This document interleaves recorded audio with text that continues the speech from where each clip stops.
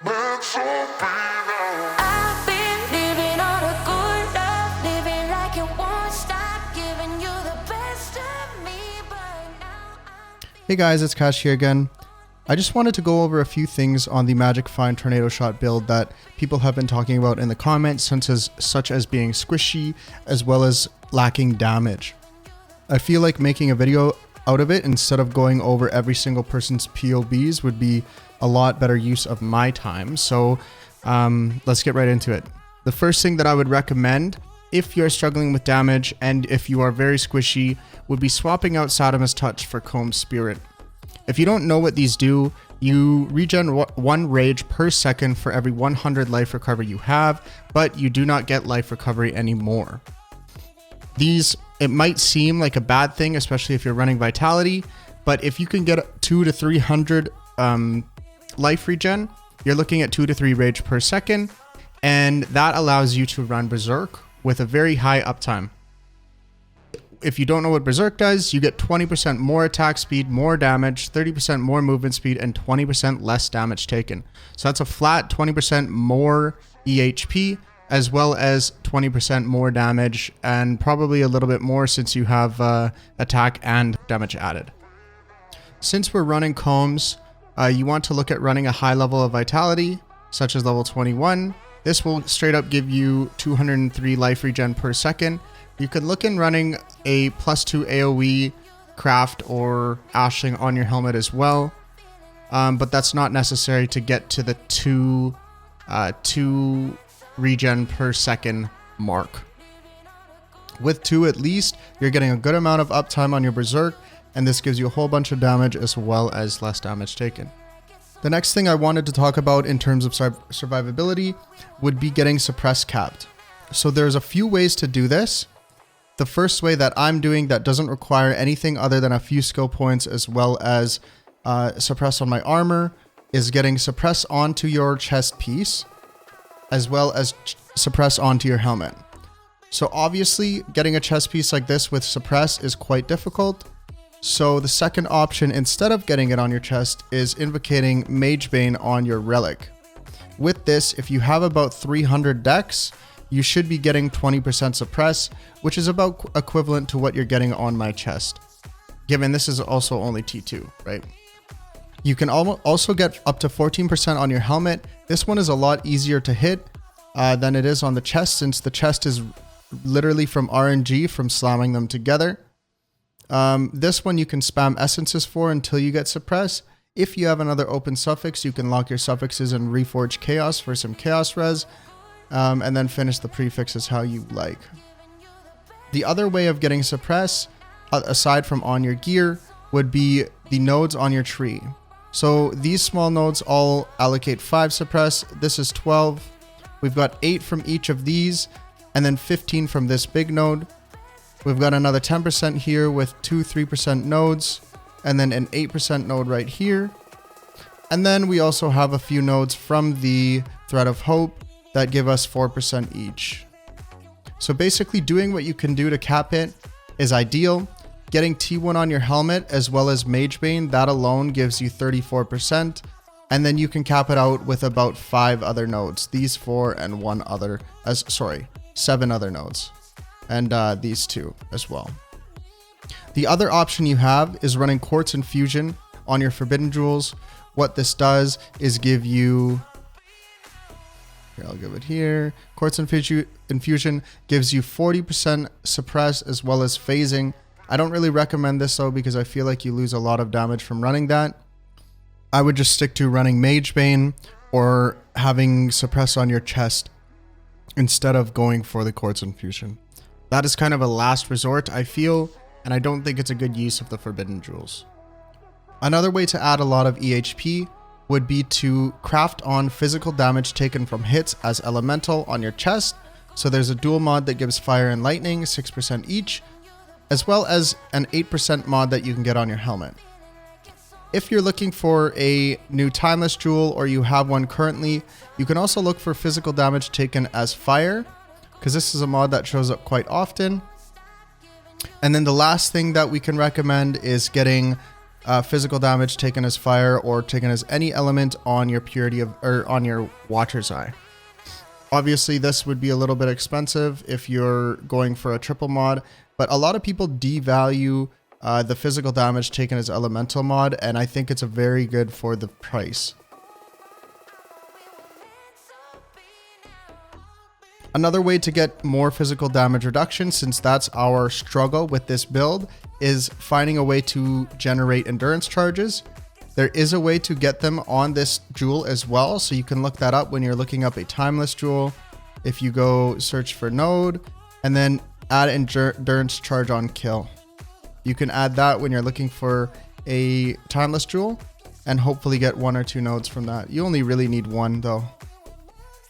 How I'm generating my endurance charges is through Eyes of the Great Wolf. This gives me a 20% chance to get it on kill, as well as a quantity that I have. In terms of chaos res, I didn't really realize how much it affected me until I started playing solo. When I was in a duo setup, everything was basically dead before I even got hit by it anyway. But when I was in solo, I did notice chaos damage was quite a problem. So the ways that I've fixed that, the first one would be getting a cluster. These can be expensive. It doesn't have to be perfect like this, but what I went for was a 35% increased effect 12 passive cluster, which has chaos res, maximum life, and increased attack speed. The increased attack speed is really nice. That 3% turns into 4 with the 35% increased effect.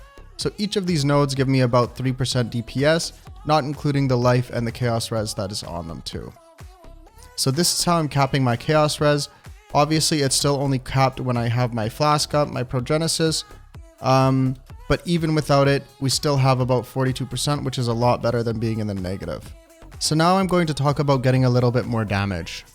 The first thing that I could possibly recommend is, instead of getting rarity on your chest, going for power charge on crit.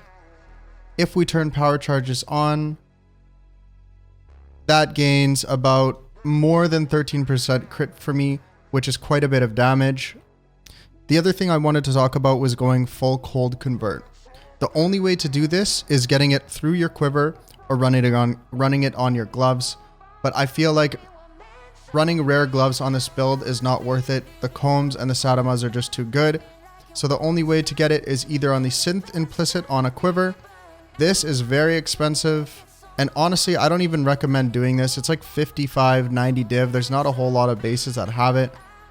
So the other route that I would do that I crafted today for my buddy was getting physical damage converted to cold as a Crusader mod on your quiver. So how I crafted this was I bought a quiver that had the suffixes done, which was crit multi and an additional arrow. I multi-modded. I slammed on a Crusader orb. And then I reforged cold until we hit T1 physical damage converted to cold. Sorry, lock suffix and then reforge cold.